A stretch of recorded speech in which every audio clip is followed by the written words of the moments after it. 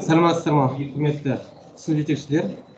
Бұл бейнеролик жаңа үйде оқыту бойынша, яғни сол сыныпта үйде оқытатын оқушылар бар балалар бойынша ақпарат. Яғни бұл сыныптарды сынып жетекші бөлек топ жасайды. Мысалы қараңыздар, екінші Б сыныбында оқушылар тізімі тұр. Яғни міне 26 бала.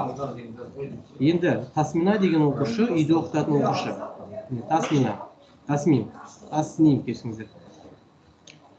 Бұл оқушыны бөлек группа жасаймыз да, жаңағы басқа оқушыларды 25 баланы бөлек бір группа жасап қойымыз керек. Неліктен? Өйткені бұл оқушы сабақ кестесінде сол сыныптың ішінде тұру керек. Ол қалай жасалынады? Яғни учебный группа жасаймыз. Сынып жетекші уже әлі жасалған жоқ ешқандай жұмыстарды. Яғни топтарды мына жерде ескі топтарды біз жойып тастаймыз. Бірінші топ, екінші топ. Яғни күнтізбелік жоспар жасап қойыпты екінші Б сыныбында. Яғни оны көреміз. Екінші Б сыныбы жасап тағайындап тастаған. Міне орыс тілі пәні мұғалімдері. Ескі класс.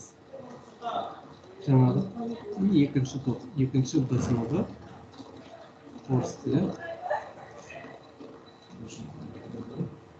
Неге мен алып жатырмын? Өйткені топтар әлі дұрыс тағайындалмаған. Сынып жетекші. Міне қарасаңыздар, міне 0 болып тұр.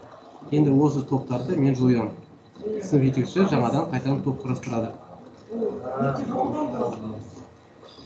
Міне бос болды.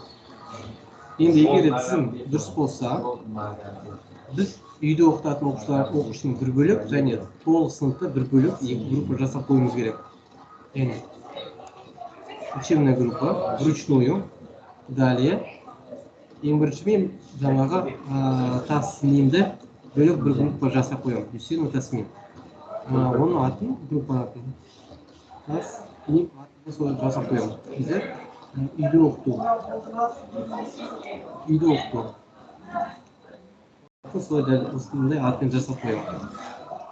Ал қалған оқушыларда олар сынып деп группаны ашып жасап қоямын. Бұл міндетті түрде егер де сыныпта жаңағы ол сынып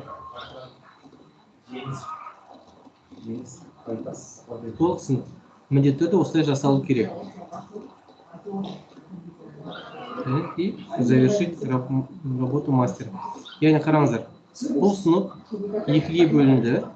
Сабақ кестесін толтыру барысында бұл оқушы сыныпта 26 бала. Онымен бір оқушыны бөлек бір топ жасадым. Өйткені ол үйде оқыту.